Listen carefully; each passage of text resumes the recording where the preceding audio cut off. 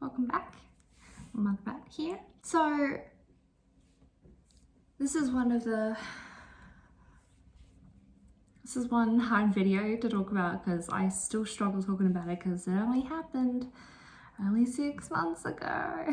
This is my experience with preeclampsia. Now, it's not an easy thing. So preeclampsia is a condition you get. It's actually becoming quite common in pregnancies, late-term pregnancies, but sometimes it comes in early. Like, I started showing signs of it like in second, but only a little bit, just look out for it. But back to describing what preeclampsia is. Preeclampsia is high blood pressure and, protein in your urine, but the high blood pressure thing is the big thing about it. And basically with high blood pressure, you can get seizures or stroke, and it is quite dangerous for the mother and baby. I am quite lucky in my experience, but it wasn't easy. It was not easy. Like, throughout my pregnancy, I had challenges through nausea, to having gestational diabetes, to then all of a sudden having SPD, which is basically where the bones in your pelvis are grinding. The bones are actually grinding because they're moving, because your body is moving in a way where it's basically unprepared for birth.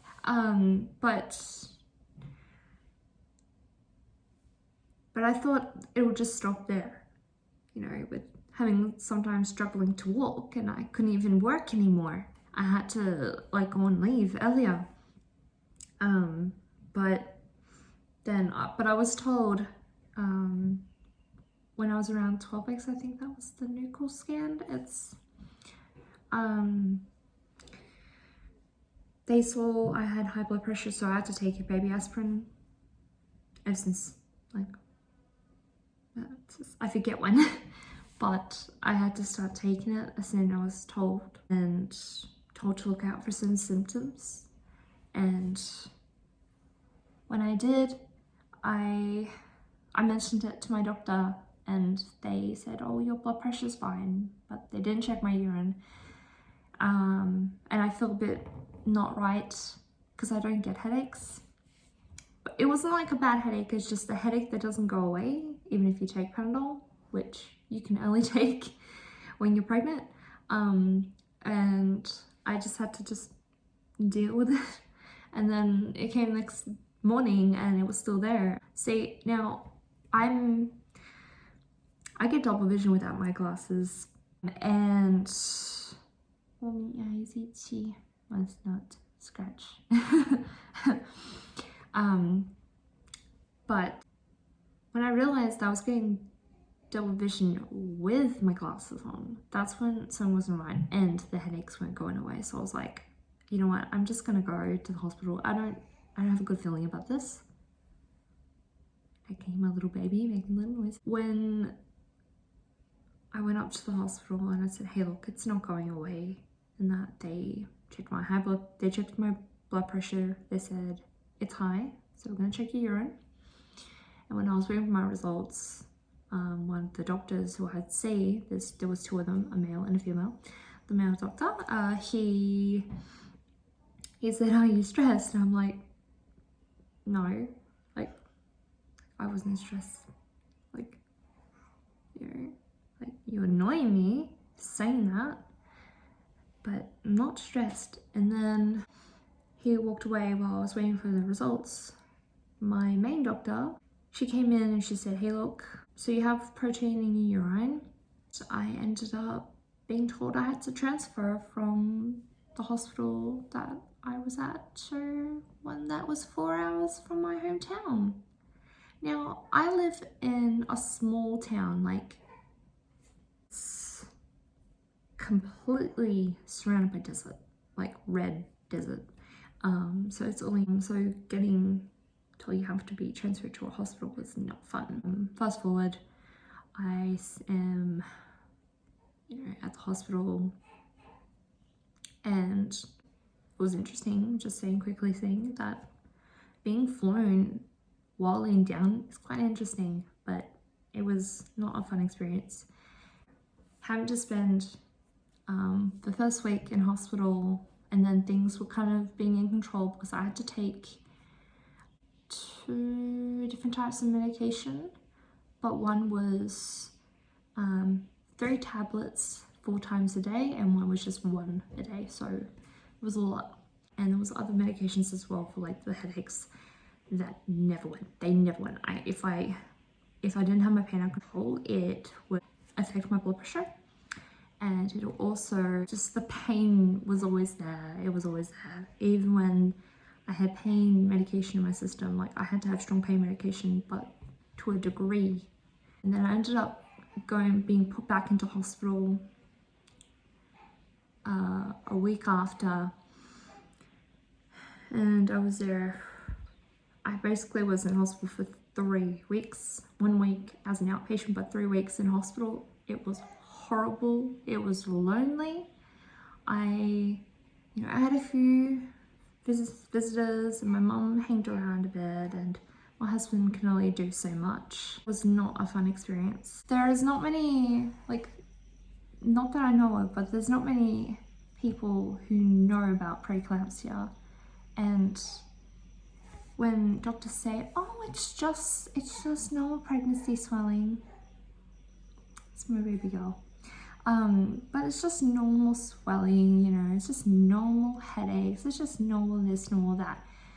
If something doesn't feel right, trust your gut, because it could save your life and your baby's life. And I feel so proud of myself of being so aware of my body that I did that, because from having to be on 2 different types of medication to the point where I had 2 spikes of high blood pressure, very high blood pressure levels.